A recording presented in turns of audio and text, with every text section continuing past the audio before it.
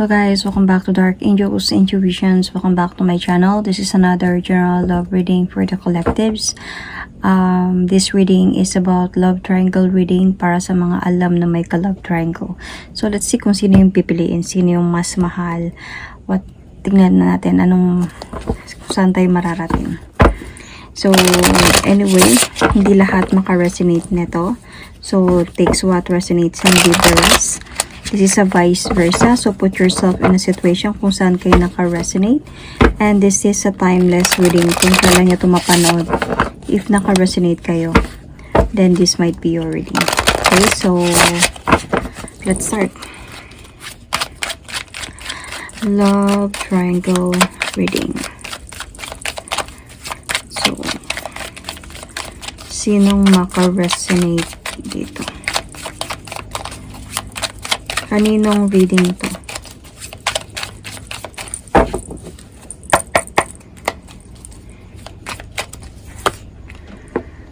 Okay.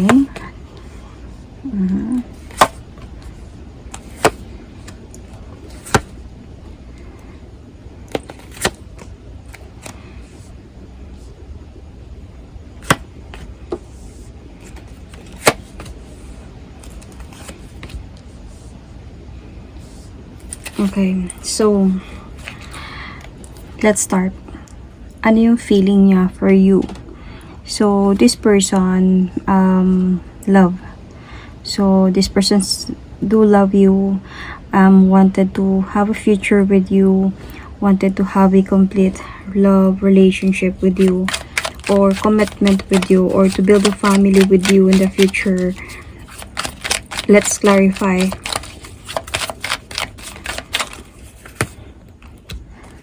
Or sabihin natin na eto na kayo before and gusto niya lang maibalik yun. So siguro this person wanted to offer you again love na magkabalikan kayong dalawa, na this time gusto niya na mag-focus sa pagsasama ninyo, sa family niyo pa, sa commitment na meron kayo. Gusto niyang mabalik yung dating kayo. And this person also wanted to move forward na towards with you and wanted to come back to you. The thing here is, might be on your side, ikaw yung medyo alanganin na tanggapin siya. Might be you have responsibility in life and gusto niya nang maayos kayong dalawa. Ayaw niya na ng away, gulo. So parang napapagod na siya doon sa mga ganyang mga bagay, issue. And because of the other person na na-involved dito. But then, on your part, yun na nga, hindi mo na ata na-appreciate yung situation na to. And hindi mo alam kung tatanggapin mo pa ba yung offer niya or not anymore. So, how does your person feel about the other person? I think they are not talking anymore.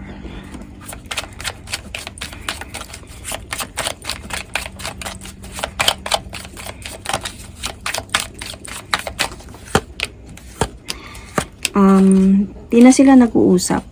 Nag-away ata din to sila, nagkagulo. Siguro nung nagkaroon ng gulo, issue or something, conflict, itong person na to, itong other person na to, napagod siya ata sa kakaantay sa person mo. Kung kailan sila magkaroon ng long term, kung kailan siya siguro to commit with her or him, okay? So depende kung saan kayo lulugar dito. And nakaramdam ata yung other person na parang imbalance connection, unfair situation. And dahan-dahan silang bumagsak nito. Feeling ko yung hindi nila pag-uusap na dalawa, sinabi ata ng person mo. Kumbaga, nakipaghiwalay, kumbaga ganun. Because your person did walk away, your person surrendered the fight and walk away. Because yun na nga, gusto niya na nga ayusin yung sa inyong dalawa. So, yun yung nararamdaman niya. Actually, ngayon napagod. Yung feeling talaga ng person mo towards the other person is napagod na siya. And, ando sa point na nabigatan din siya sa situation na ganun. So, ayaw niya din ata ng ma-judge. Might be ng family or ng mga kilala ninyo. So, let's see. Ano yung, like, what does your person want from you currently? Let's see. Kasi parang yung person mo, hindi siya nakakatulog sa gabi thinking about You thinking about the connection na meron kayong dalawa. Siguro clarity to clear his mind na willing mo na siyang tanggapin. Kasi meron din ako nakita dito sa kanya na parang meron ako nakita dito sa kanya na parang gusto kanyang kausapin or meron siyang regrets dito. Kaya hindi siya nakakatulog sa gabi. Naiisip niya paano mo siya patawarin or kausapin, man lang balikan or something dahil nga sa ginawa niyang cheating with this other person na na-involve sa connection na to. This person want to talk to you, want to communicate with you, at yun na nga magkaroon na kayo ng pagbabalikan, pag-aayos, balance, connection, harmony, love, and mabuo ulit kayong dalawa.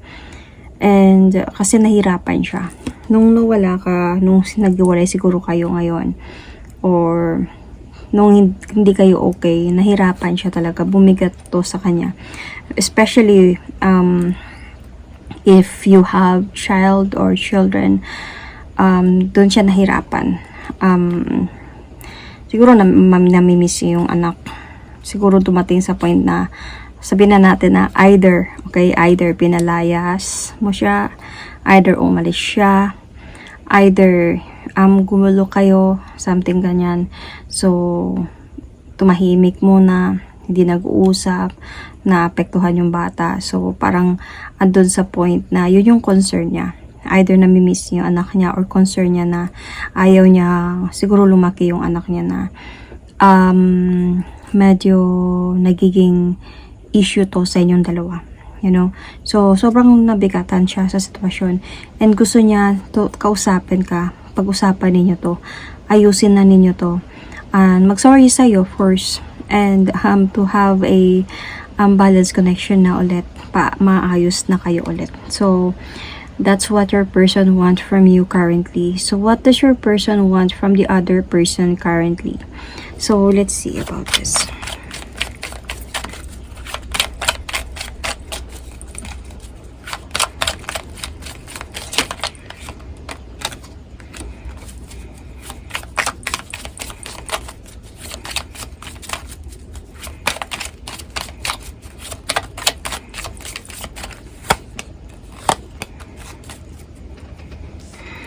Dito naman sa kanila, feeling ko ang gusto niya dito is also gusto niya din mag-sorry dito sa isa.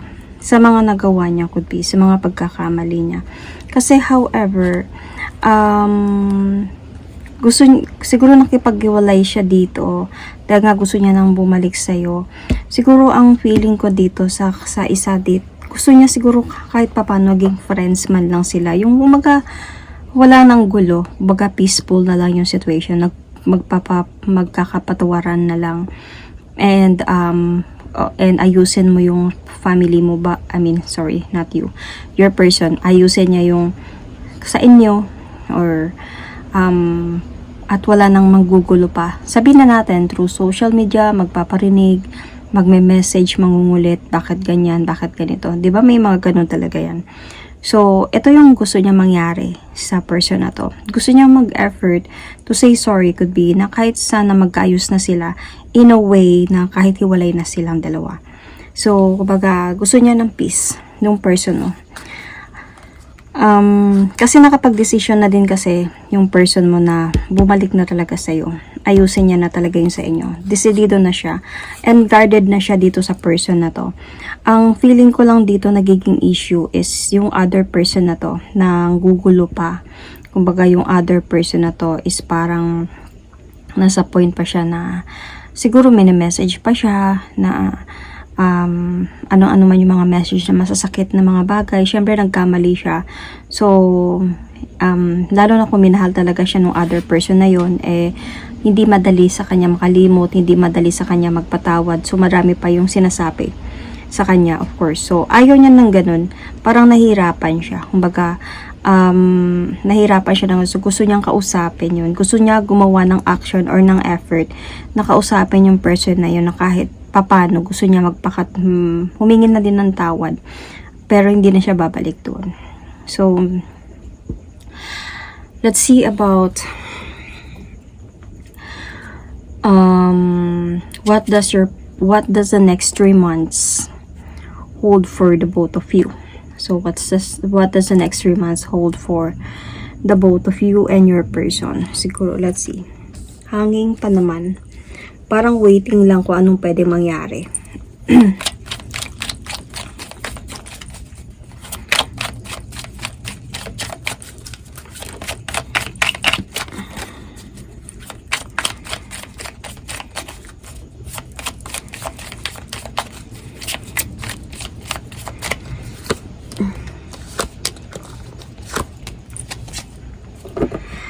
The next 3 months. So, yun na nga. Dito nga sa point, on your part to. Itong person na to mag-aantay pa din to. Even the next 3 months, maghihintay pa din siya ng sign from you. Maghihintay pa din siya na patawarin mo na siya ng completely. Like, yun yung parang normal na kayo kaya ng dati. Though, hindi naman talaga na mababalik yung dati, diba? Pero at least kahit pa paano, magiging na siya, comfortable na siya na alam niyang napatawad mo na siya talaga ng totally, completely.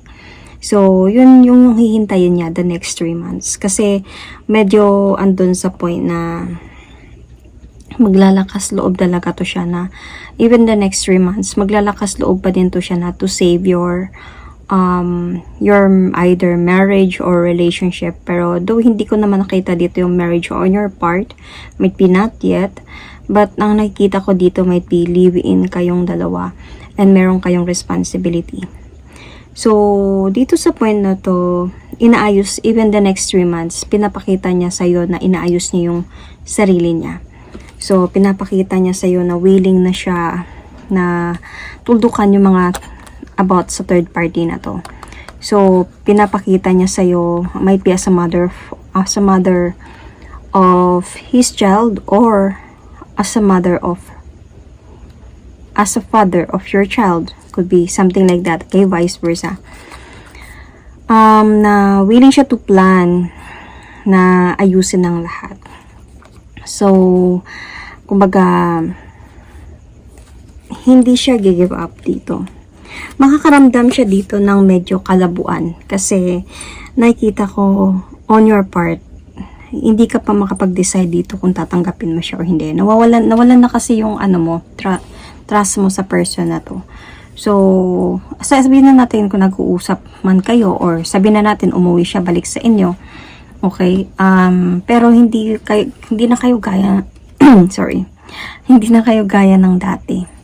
So, even the next 3 months, pinipilit niya pa din yung sarili niya na magbago at ipakita sa iyo na ayusin ko ng lahat ng sa akin ng buhay, yung papakita ko na ipoprove ko na sa iyo na kaya kong pagbago. Siguro in the next 3 months din nakita ko na medyo may mga judgment.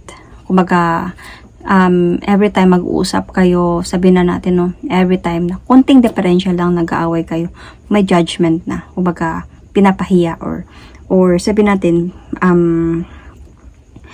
or may mga harshful words na tinatapon ikaw sa kanya, nasasaktan siya.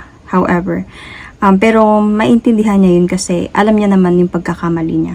So, may mga ganong mga bagay pa mangyayari sa inyo in the next 3 months. So, what does the next 3 months hold for the both, for them, for the other person and your person? So, let's see.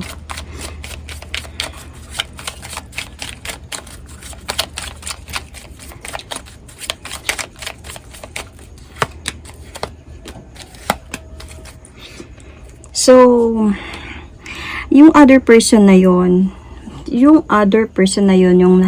mahirap makalimot. I don't know if tumagal din sila nitong person na to.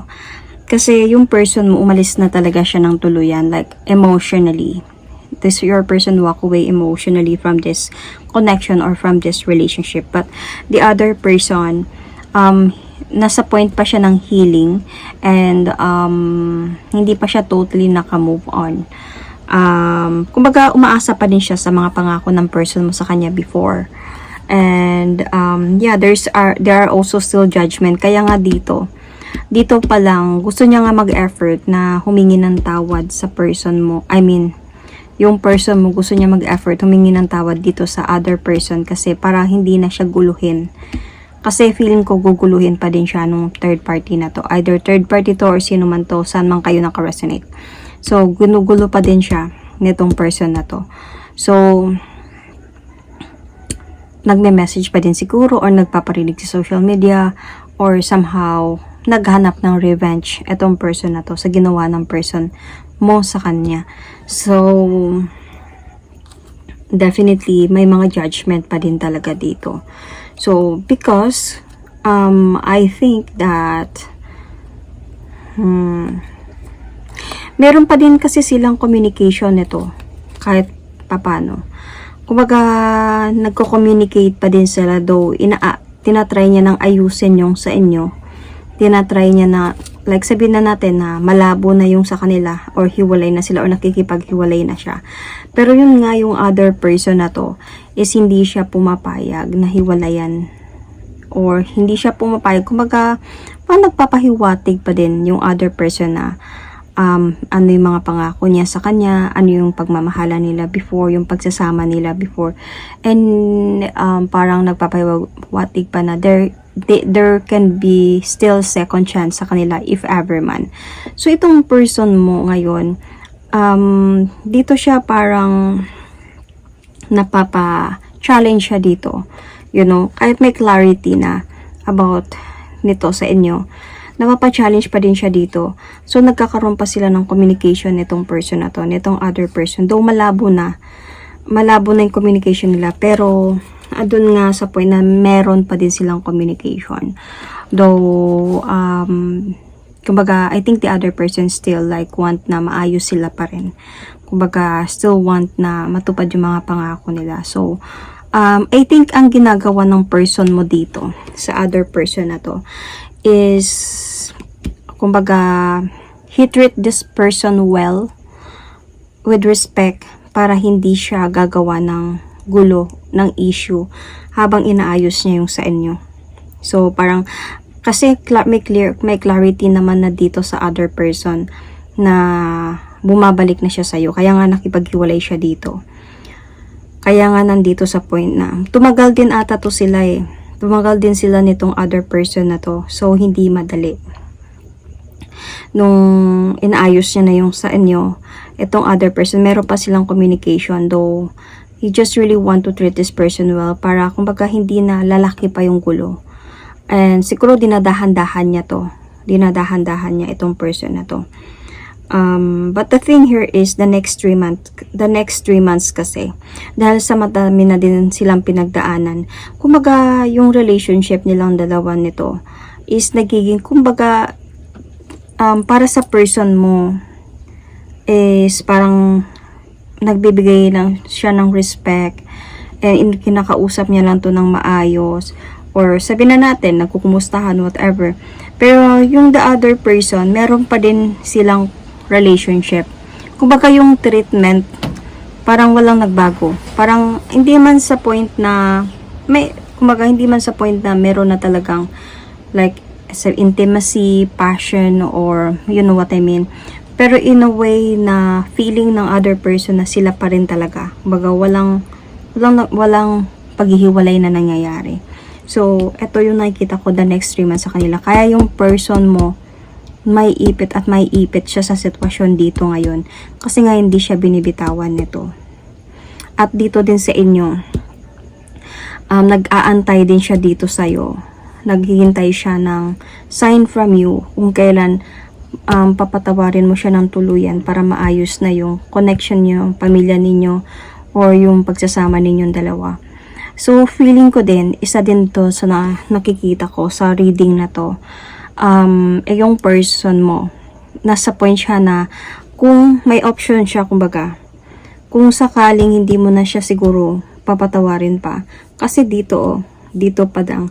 Tinatry niya man yung best niya. Pero yun nga, 'di ba dito pa lang sa feelings niya para sa feeling niya, you don't want to accept the offer anymore. Bumabalik siya dito. So, until the next 3 months, still nagko-continue pa din siya to prove himself or herself to you.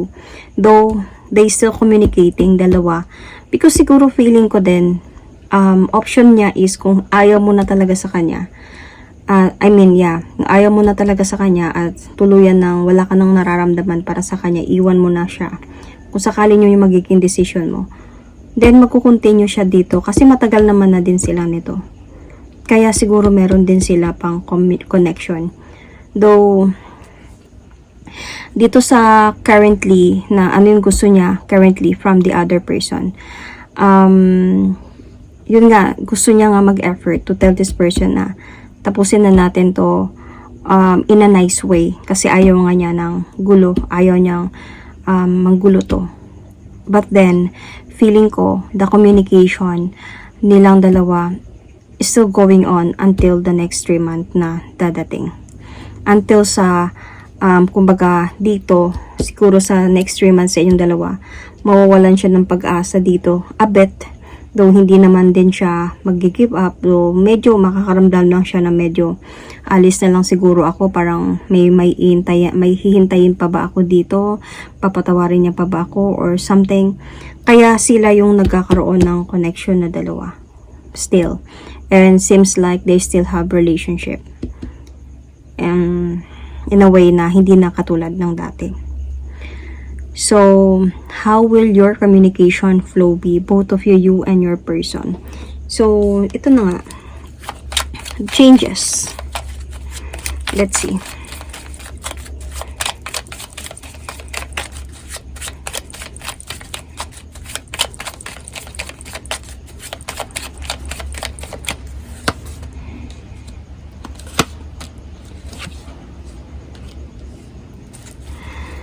Okay, how your communication flow be? Yun nga, nakikita ko dito, on and off, though your person still will going to parang give you parang an effort na magpapakita siya dito ng effort na willing na talaga siya magbago.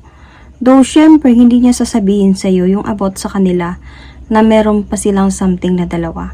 Syempre, isasabihin niya sa'yo, wala na talaga sila. Pero meron pa silang connection na dalawa.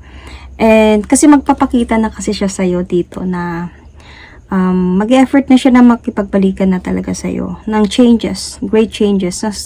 Para sa kanya din naman, kung sakaling completely na patawarin mo na siya at makikita niya sa iyo na maayos na kayo, iwan niya naman to.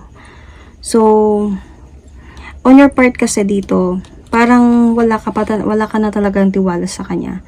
And meron siyang magkakaroon dito ng feeling ata sa person na to, or makikita niya pa mismo sa'yo, na you are pushing this person away. So, magkakaroon kayo dito ng on and off. Minsan, hindi kayo nag-uusap dalawa. Minsan, nag-uusap kayo. Kung may anak kayo, siguro about na lang sa anak or something. So, you see, the responsibility. It's all about responsibility. So, changes. Pero, yung person mo, willing pa din siya to move forward towards with you. Kasi nga, nanay ka ng anak niya or tatay ka ng anak niya. It's depend o kung saan kayo naka-resonate. So, nagpaplano pa din siya na, yun nga yung sabi ko, na decision niya, na kung sakaling papatawarin mo talaga siya ng tuluyan at makita niya talaga yung improvement na ng sitwasyon ninyong dalawa, na happy na kayo, okay na kayo, napatawarin, hindi mo na siya pinupush away, or hindi mo na siya wala ng judgment, kumbaga kahit papano okay na yung communication ninyo, pagsasama ninyo, iwan niya na to. So, yun yung nakita kong option niya dito. So, will your person let this other person go? Hindi siya makapag-decide pa.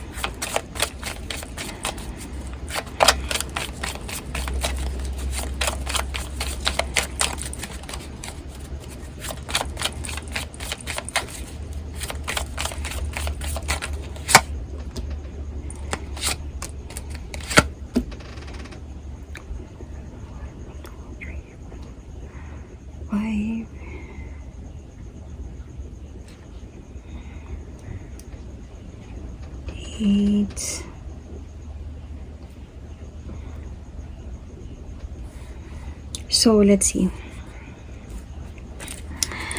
So, will your person let the other person go? I think hindi pa siya dito makapag-decide. feeling ko magde-depend siya sa'yo. Kung, yun na nga, sabi ko, kung totally tatanggapin mo na siya. Pero feeling ko, itong other person na to, mananatili siyang itatago pa din to. Kumbaga, itatago niya pa din to though kahit hindi pa siya makapag-decide dito. Itatago niya pa din yung connection, yung sa inyong dalawa.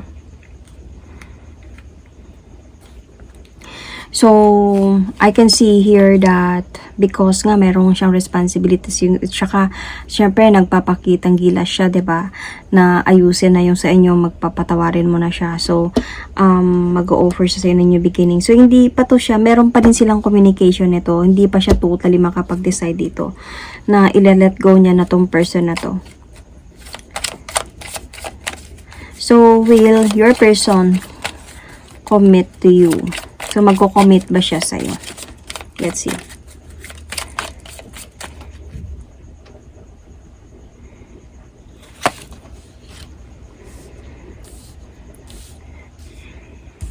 So, I can see here, he wanted to. He will or he wanted to. He will tell you this, na willing siya to commit. Okay? Na maayos ng lahat sa inyong dalawa. Willing naman siya.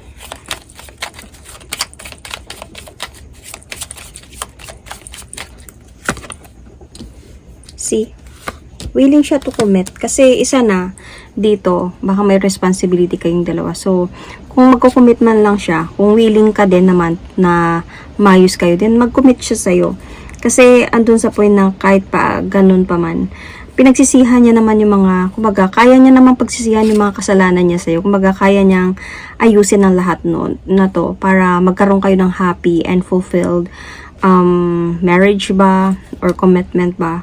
So, feeling ko gagawin niya din to para sa anak ninyo o mga anak ninyo, sa responsibility na meron kayo. Willing siya to commit with you. Yes. It's just that andun sa point na itong mga tinatago niya nga sa'yo, itong from the other person side, syempre hindi mo malalaman to. Hindi niya sasabihin sa'yo to. Until sa point na I think hindi talaga niya, wala talaga siyang balak sabihin sa'yo to.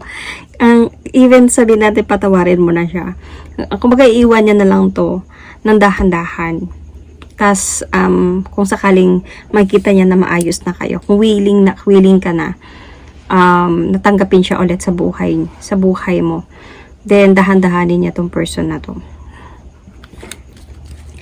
So ano ba yung magiging outcome nilang dalawa? See, itatago pa din siya. Itatago pa din siya, and even hindi din sasabihin sa kanya yung mga nangyayari sa inyo. So, kumbaga, nilokohin pa din siya nitong person na to. Kumbaga, andun sa point na option pa din siya. Yun talaga yung ano ko dito. Pero kung saan man kayo naka-resonate, doon kayo, okay? Pero yung nakikita ko dito sa other person is siya talaga yung option dito. See. And nakikita ko din dito na gawin pa rin siyang tanga nito. Kasi hindi naman sasabihin sa kanya lahat ng mga nangyayari sa inyo. Hindi dyan din sasabihin yung plano niya. Siyempre, sino ba namang magsasabi, diba? Kahit ikaw, kahit sa part mo naman, hindi niya din sasabihin sa iyo na meron pa silang communication nito. Kasi nga, gusto niya maayos kayong dalawa. At siyempre, hindi niya sasabihin na if ever magkabalikan na kami ng asawa ko or ng kalibin ko o nanay ng anak ko, iiwan na kita ha. Siyempre, walang ganun na mangyayari. So, ano yung magiging outcome nila? Tago pa din sila. And there's a lot of confusions dito sa connection nila. Kumbaga, aasa pa din yung other person na mag-offer yung person mo ng victory sa kanya. Ganun pa din, aasa pa din siya dito. Kasi option to eh. Kumbaga, magiging option siya in a way na kung hindi mo na talaga siya tatanggapin, siya na lang yung pipiliin niya. Pero kung tatanggapin mo siya ulit, maayos kayo, iwan niya to. So, option pa rin talaga siya. Yun yung magiging outcome nila. So, yung magiging outcome ninyo,